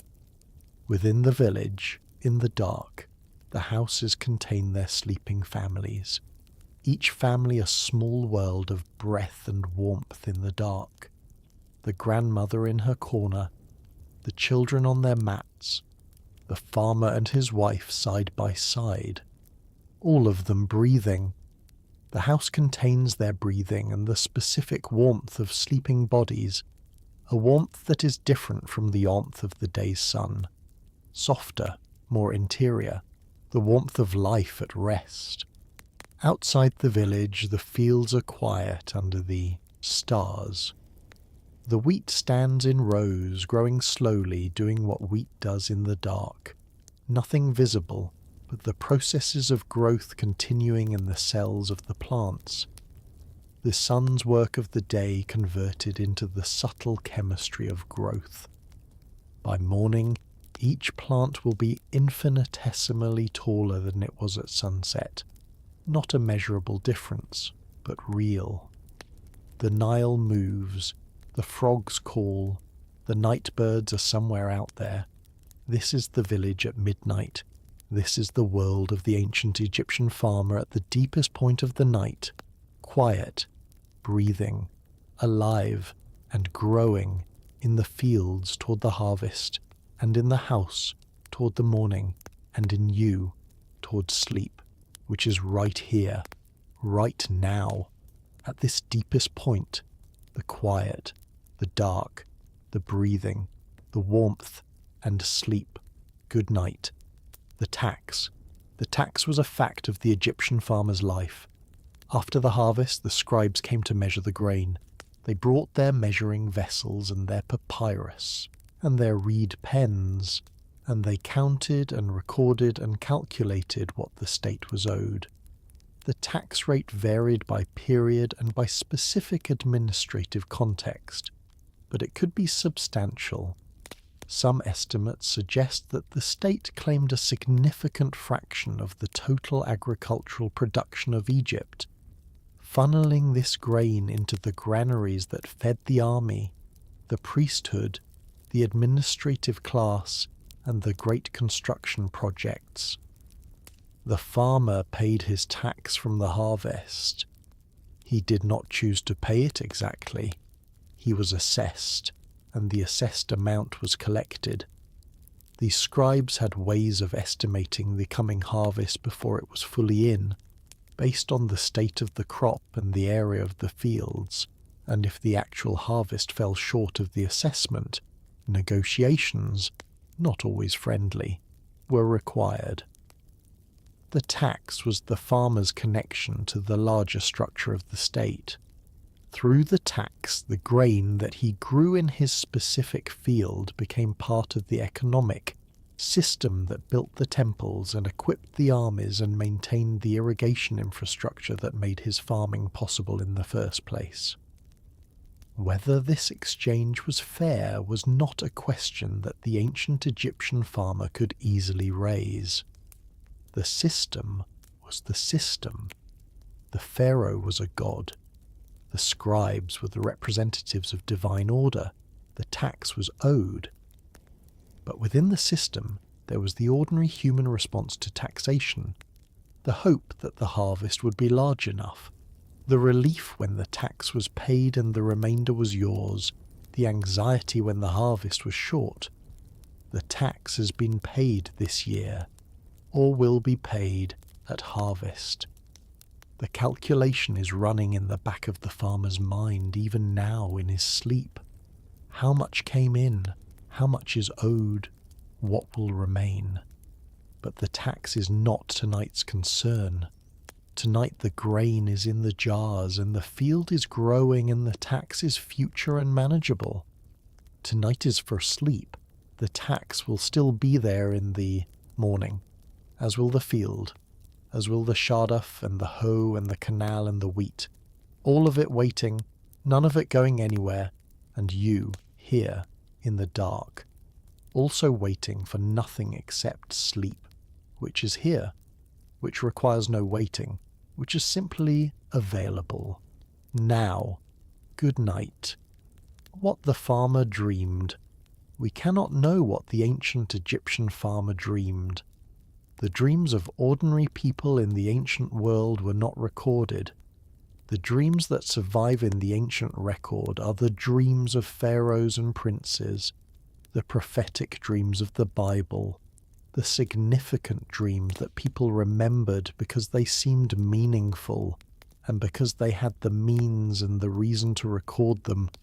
The farmer's dreams were ordinary dreams, probably. The dreams of someone whose mind had been filled all day with the specifics of his world, the field, the water, the crop, the family, the neighbours, the animals.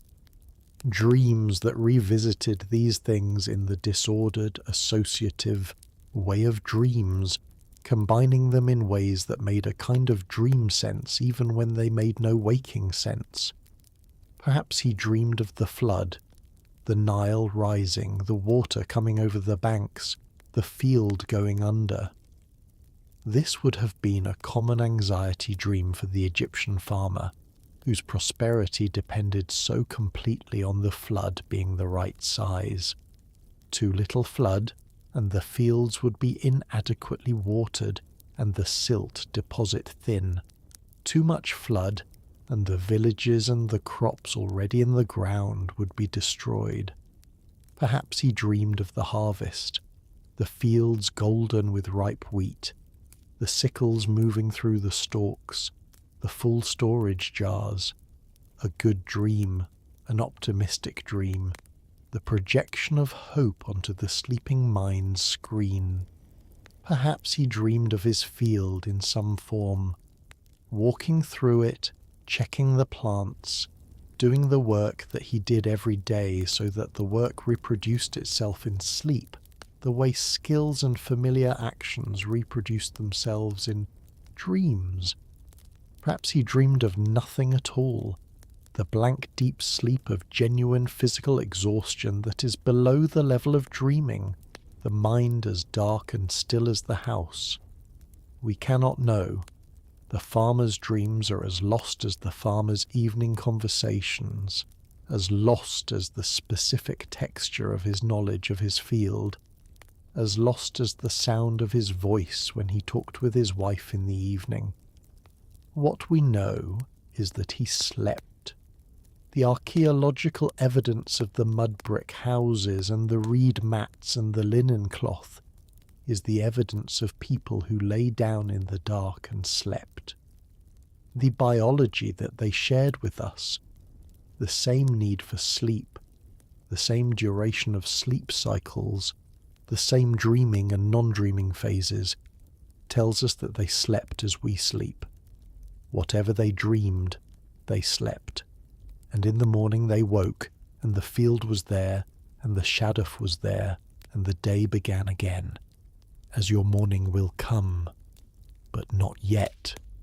The night is here, and the dreaming or the dreamlessness, whichever comes, is here, and your own version of the farmer's sleep is available, the deep sleep of a body that has done what it needed to do today.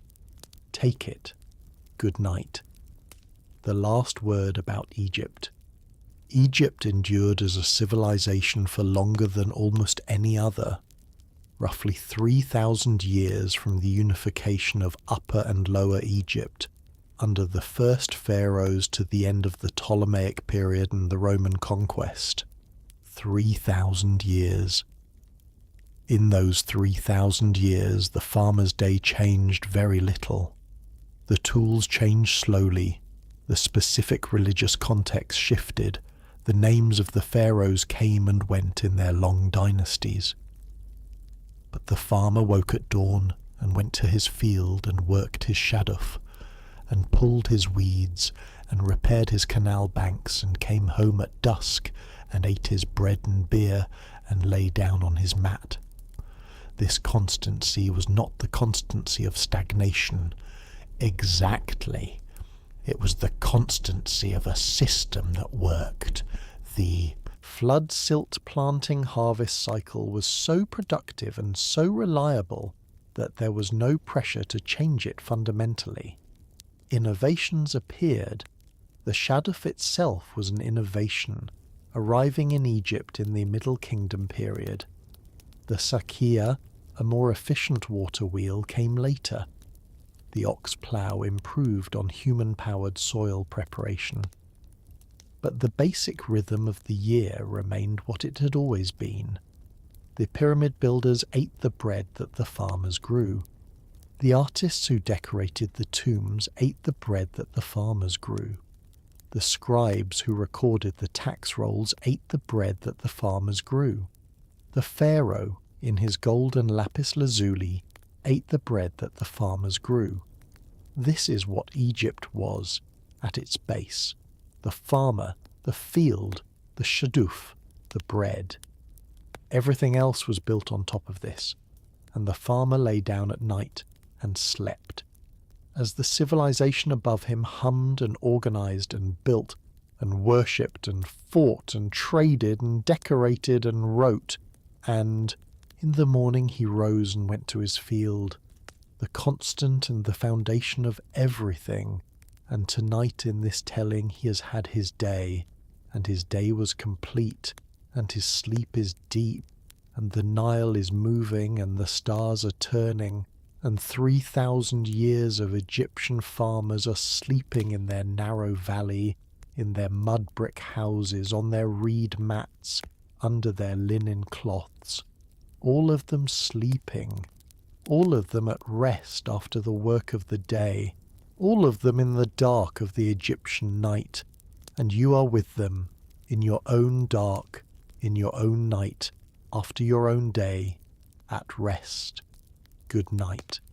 The river again, let us return to the Nile one final time, because the Nile was everything, and it deserves the last word before sleep. The Nile is the longest river in the world, or one of the two longest depending on the measurement. It flows north through the eastern Sahara, collecting water from the Ethiopian highlands through the Blue Nile and from the lakes of Central Africa through the White Nile, uniting at Khartoum and flowing north through Sudan and Egypt to the Mediterranean. The ancient Egyptians did not know its full length or its full source. They knew the river from where it entered their world, the first cataract at Aswan, where the river rushed through rapids and the smooth flow of the lower river began, to where it dispersed into the delta and met the sea. This stretch of river was their world, their highway, their water supply, their calendar, their religion.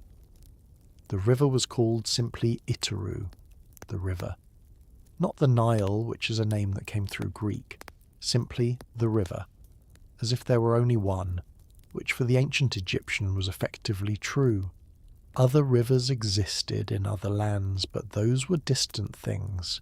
This was the river at night, at the deep point of this story and this night, is moving. It is always moving. It has been moving for millions of years, carving its valley through the desert, depositing its silt, building its delta grain by grain against the Mediterranean coast.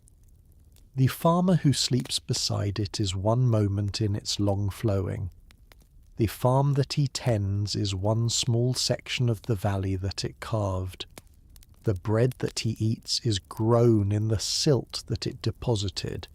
He is entirely a creation of the river, this farmer. His body is built from the food grown in river silt. His house is made from the mud of the river bank, dried in the sun that the river valley channels. His tools are made from the copper that trade along the river brought to his village. His gods are the gods of the river and the flood and the silt. He is the river, in a sense. The river made him. And now he sleeps beside it, and it moves past him, north to the sea, as it always has, as it always will. The river is the constant. The farmer is the moment in the constant, as you are a moment in the constant of the place you inhabit, and the constant is always moving, and the moment is resting, in the moving, in the dark, in the quiet of the night beside whatever river is your river, the sound of moving water somewhere, or the memory of it, or the thought of it, the Nile, moving north, in the dark, and the farmer sleeping, and the wheat growing, and the stars turning, and the frogs calling in the marsh, and the ox breathing in its pen, and the children dreaming whatever children dream, and the wife at rest beside her husband, and the storage jars full enough, and the field ready for tomorrow, and the shaduf waiting at the canal bank still, the bucket resting in the water, and the whole long, ordinary, sufficient, ancient, unremarkable, beautiful day done, complete, behind you, and the night ahead, and the morning behind the night, and sleep between the two, right here, exactly here. Take it.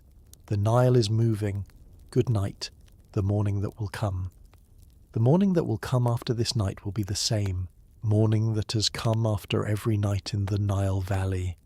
The sky will lighten in the east, the stars will fade, the roosters will begin.